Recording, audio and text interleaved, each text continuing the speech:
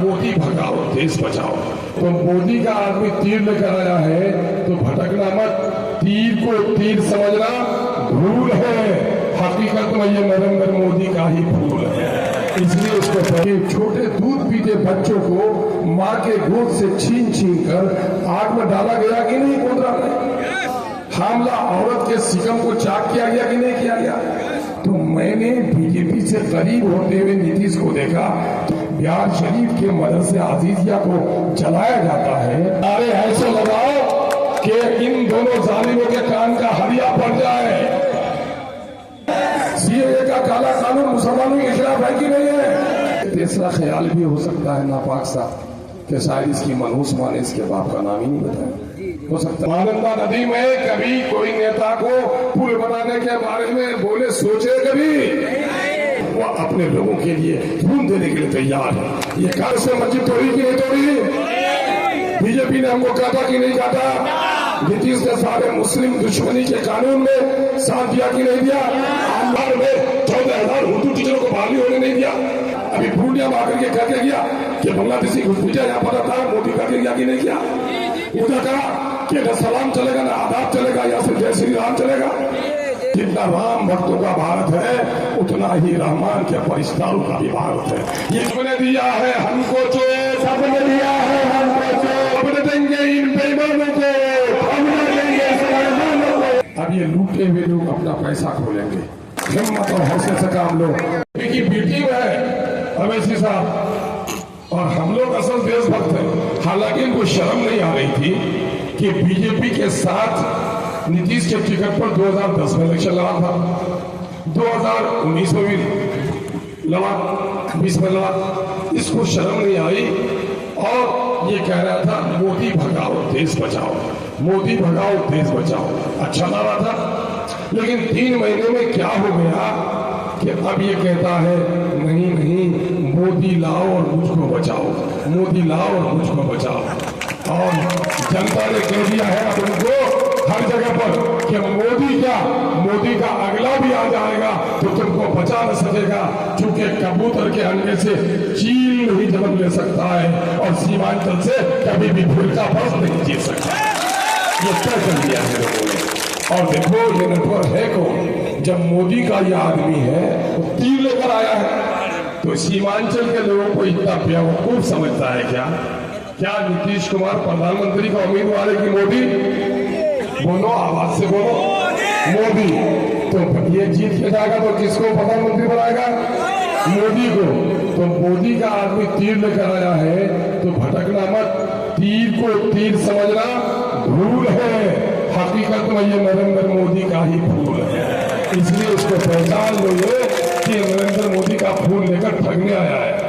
क्योंकि रामू तो फूल को देगा, अब्दुल रहमान नहीं देगा, तो तीर लेकर आया है। ए दलाल, तू हमें इतना कमजोर समझा है, तू किनके साथ खड़ा है? मोदी का नाम लब पे आता है तो गोधरा की हमारी उन माओ बहनों की लुटी हुई इज्जत और इस्मत की भयानक और दर्दनाक तस्वीर सामने आती है। कानों में उसकी दर्द भरी चीज सुनाई देती है। शैतान भी शर्मिंदा था, इब्लीस भी परेशान था, जो कुछ वहां के दरिंदों ने किया। माँ के सामने में बेटी की आबरू लूटी, बाप के सामने में बेटी की आबरू लूटी, भाई के सामने में उसकी बहन की इज्जत को तार तार किया गया। हालांकि इन बेशर्मों ने इस बात की भी परवाह नहीं की कि बच्चों के सामने में बिल्किस की इज्जत को तार तार किया गया। याद है नौजवानों, तुमको दिल का ये जख्म को ताजा रखना चाहिए, पुराने किस्से को बार बार पढ़ना चाहिए। मामला क्या हुआ कि छोटे दूध पीते बच्चों को माँ के गोद से छीन छीन कर आग में डाला गया कि नहीं गोदरा में? हामला औरत के सिकम को चाक किया गया कि नहीं किया गया? तो बाप का कातिल बस्ती में आए तो उसकी ताजीम करोगे या उसके गर्दन पर हाथ रखोगे? क्या करोगे? आवाज से बोलो। तो जो लोग गोधरा के हमारी माओ बहनों की इज्जत टूटे कब करे, बस्ती में उनके साथ इज्जत करोगे तो उनको निकालोगे कि नहीं निकालोगे? उनकी सियासी गर्दन मरोड़ देनी है और फिर कभी आवाज न लगा सके सीमांचल में, यह सबक इन जालिमों को पढ़ा देना है। और यही वजह है कि आज पूरे सीमांचल के नौजवानों की तरफ से उमंग भरा ये पैगाम दिया जा रहा है चमन में आपने खिलने नहीं देंगे। तीर अदावत की हम हिंदू और मुसलमान एक जगह मिल के रहते हैं। तीर अदावत की अपनी बस्ती में चलने नहीं देंगे। फूल नफरत का अपने चमन में खिलने नहीं देंगे। तीर अदावत की अपनी बस्ती में चलने नहीं देंगे। सीमांचल या फिर किशनगंज कहो, बायसी कहो, किशनगंज पार्लियामेंट हल्के के नौजवानों ने खाई है कसम, दलालों को नेता कभी हम बनने नहीं देंगे। दलालों को नेता कभी हम बनने नहीं देंगे। ये जो दलाल है, लठिया दलाल, इसका क्या काम है? इसका काम है आवारा लोगों को आगे बढ़ाना, ऑफिसों से कमीशन वसूल करना, गरीबों का घर बन रहा है, बालू और मिट्टी के गाड़ियों से अवैध वसूली कराना। ये सारी ऐसी चीजें हैं जिसने समाज के नौजवानों को बिगाड़ दिया है।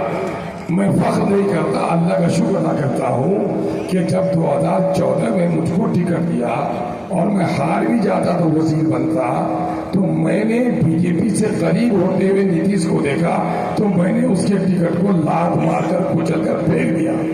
और आज जबकि पूरे मुल्क में मुसलमानों को खौफ के माहौल में जीने के लिए मजबूर किया जा रहा है, कहीं टोपियां उछाली जा रही हैं, कहीं दाढ़ियां नोची जा रही हैं, कहीं गाय के नाम पर पहलू खान और जुनैद का कत्ल हो रहा है, बिहार में कहीं सनोवर का और कहीं गुलनाज को मारा जा रहा है, बिहार शरीफ के मदरसे आजीजिया को जलाया जाता है, 4000 से ज्यादा इस्लामिक किताब और कुरान के नुस्खे नजर आदिश किए जाते हैं, मस्जिद के गेट का मीनारा तोड़ा जा रहा है, कब्रिस्तानों पर कब्जा हो रहा है, और हद तो ये है कि नमाज की हालत में भी नमाजियों को लात से मारा जा रहा है। इस खौफ के आलम में जिसने बर्पा कर दिया पूरे हिंदुस्तान के मजबूरों पर, और आज मौलाना सलमान अजहरी को हकगोई के पादास में जेल के सलाखों में बंद किया जाता है, उस बीजेपी का अगर कोई झंडा लेकर आए,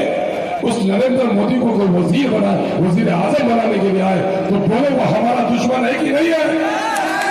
खुदा के घर को जिसने तोड़ा खुदा का दुश्मन है कि नहीं है? खुदा के घर को जिसने तोड़ा हमारा दुश्मन है कि नहीं है?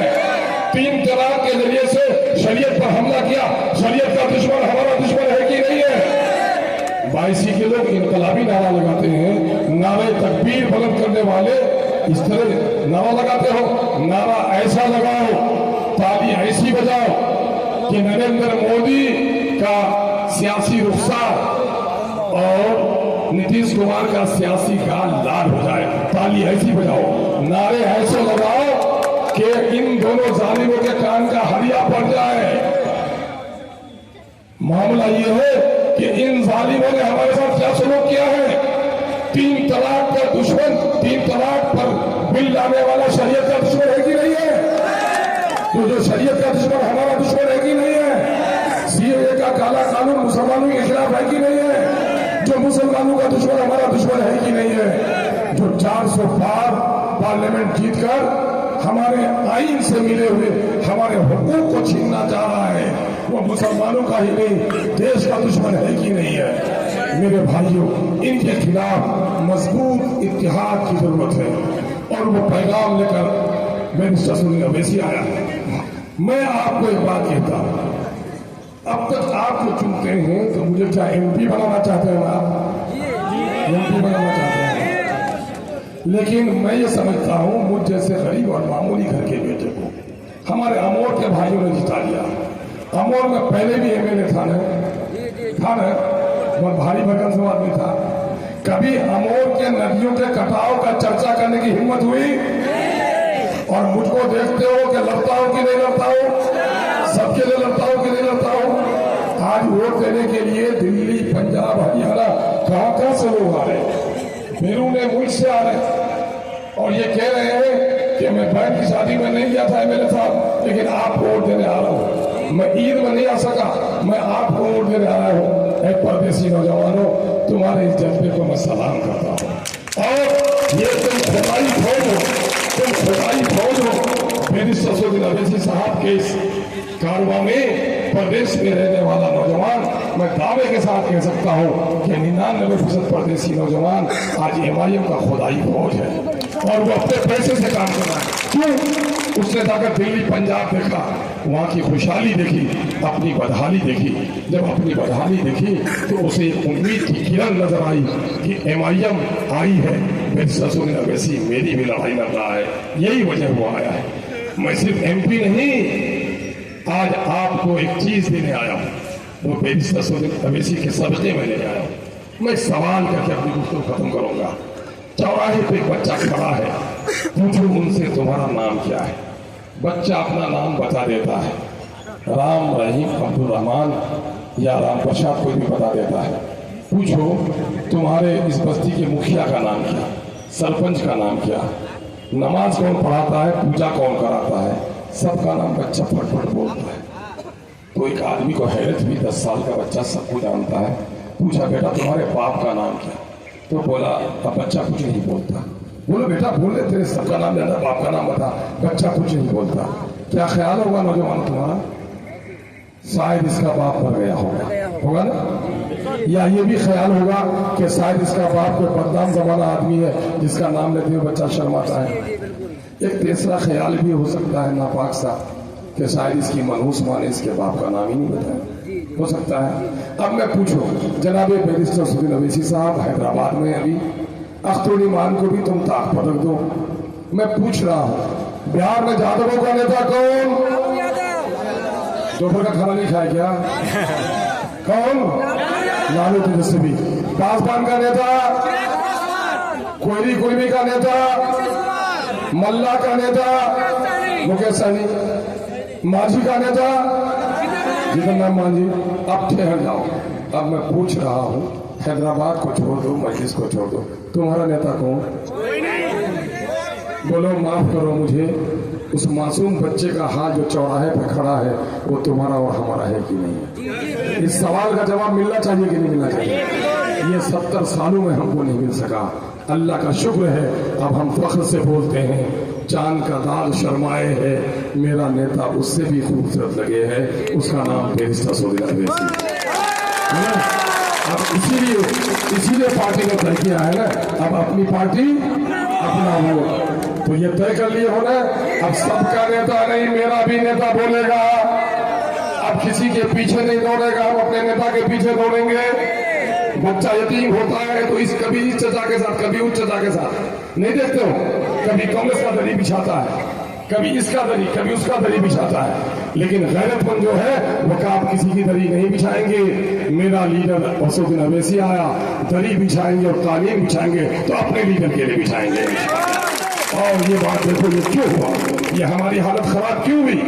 जो लोग चुन के गए कांग्रेस से, अरे मैं चुन के जाऊंगा, प्रधानमंत्री को नरेंद्र मोदी के खिलाफ जो होगा उसको वोट देंगे। मिनिस्टर साहब ने यही किया है। फर्क होगा कि कांग्रेस का जो जीत के जाएगा वो गुलाम होगा, आवाज नहीं उठा सकेगा।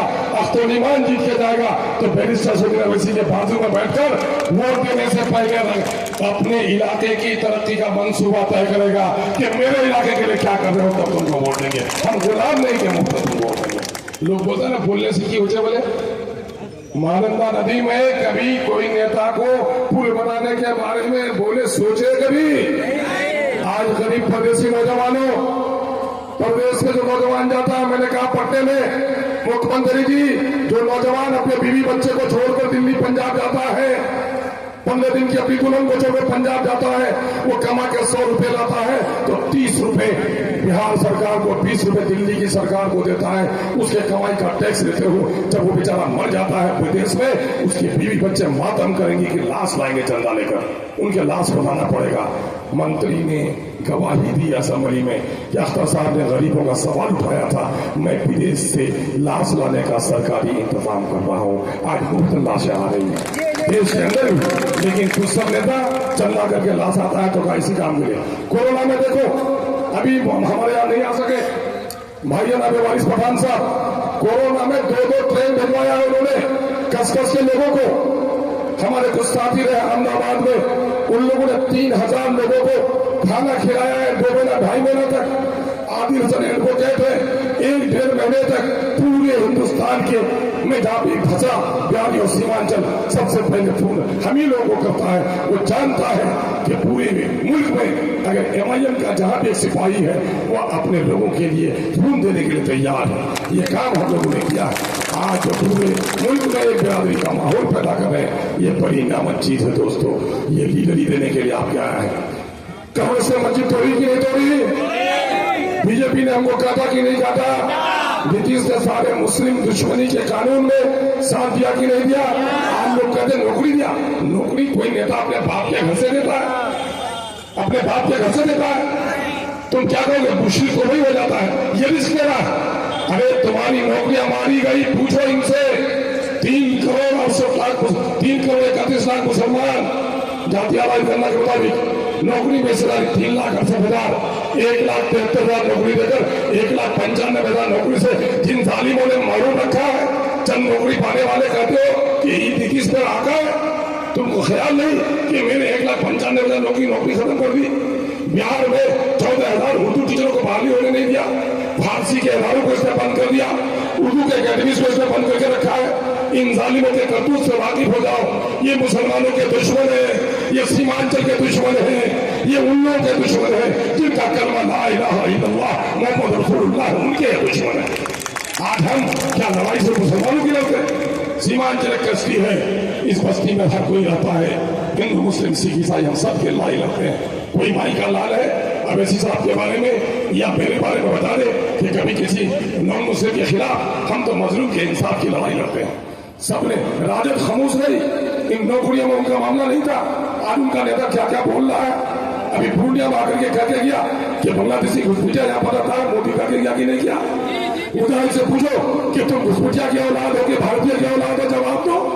अभी यहाँ पूर्णिया में नहीं कहा, क्या कहा कि न सलाम चलेगा न आदाब चलेगा, या फिर जय श्री राम चलेगा। इन लोगों को कह दो कि राम के भक्तों में राम का आदर करता हूँ, राम का सम्मान करता हूँ, राम के आदर्शों को चलो भारत में न्याय स्थापित हो जाएगा। लेकिन रामायण के परिस्तारियों को तुम छेड़ने की कोशिश नहीं करो। ये जितना राम भक्तों का भारत है उतना ही रामायण के परिस्तारों का भी भारत है। ये किसी के बाप की जागीर नहीं है कि कोई सलाम से हमको रोक पाएगा। इसे पार्टी ने नारा दिया है कि सबने दिया है हमको छोड़। आओ एक बार नारा लगा लो। अख्तर ईमान बैरिस्टर रसूल हवेली के हवाले से आपको क़यादत देना है। क़यादत खड़ी करनी है कि नहीं खड़ी करनी है? वजीर अपने घर का दरवाजा सड़क भी नहीं बना सका, क़यादत खड़ी हो जाएगी तो झुककर तुमको सलाम करने आएगा। यही किया लालू ने। यादव आगे बढ़े, कुलमी आगे बढ़े, केरल के मुसलमान आगे बढ़े, तेलंगाना में 100 में 12 मुसलमान आगे बढ़े और 30 मुसलमान बंगाल में पार्टी नहीं बनाया, 35 नहीं बनाया आसाम में, तो बदहाल हुए। इसका मतलब जिस जिस्म में सर नहीं है वो लाश है, जिस कौम का कोई सरदार नहीं वो कौम भी लाश की मानिंद है। अब मेरे कौम का सरदार कौन है? बैरिस्टर रसूल अवैसी। आप नारा इनकलाबी लगाते हैं, हम रुखसत होते हैं। मैं जो बोलूंगा वो बोलोगे, आवाज जोर से लगाओगे कि आहिस्ते? अंदाज इनकलाबी होगा कि धीमापन का? तो इनकलाबी लोगों की मुट्ठी में ताकत और बाजू में कुव्वत होती है। आवाज ऊंची करो, आसमान की तरफ उठाओ और बोलो जो मैं बोलता हूँ नौजवानों। मेरे बुजुर्ग से गुजारिश है कि आप भी बोलिए। सबने दिया है हमको चोट। जो बात बोलता हूँ जुमला सुनिए, जो बोलता हूँ वही बोलिए। मैं बोलिए, माइक पर बोलिए। सबने दिया है हमको चोट, सबने दिया है हमको चोट, सबने दिया है हमको चोट, सबने दिया है हमको चोट, सबने दिया है हमको चोट। सबके दिल में है खोट, सबके दिल में है खोट, सबके दिल में है खोट, सबके दिल में है खोट। अब न देंगे इन बेईमानों को, अब न देंगे मुसलमानों को, अब न देंगे इन बेईमानों को, अब न देंगे मुसलमानों को, अब न देंगे इन दल्लालों को, अब न देंगे इन दल्लालों को। अब अपनी पार्टी अपनाओ, अब अपनी पार्टी अपनाओ, अपनी पार्टी अपनाओ, अब अपनी पार्टी अपनाओ। इनकलाब, इनकलाब, पतन का निशान, बैरिस्टर रसूल अवैसी, किशनगंज की आवाम, पारसी के नौजवान, बहुत बहुत शुक्रिया। अस्सलाम वालेकुम। आखिर में एक बात कह के जाता हूँ। अब जब बाहर में सब देख लिया है कि तय कर लिया मजहब को, अब ये लूटे हुए लोग अपना पैसा खोलेंगे, कुछ दलालों को अफवाह फैलाने के लिए बाजार में छोड़ेंगे।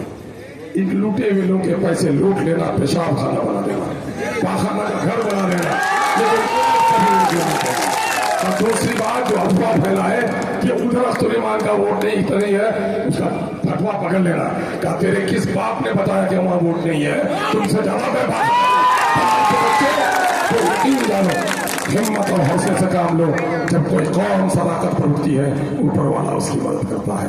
बहुत बहुत शुक्रिया। अस्सलाम वालेकुम।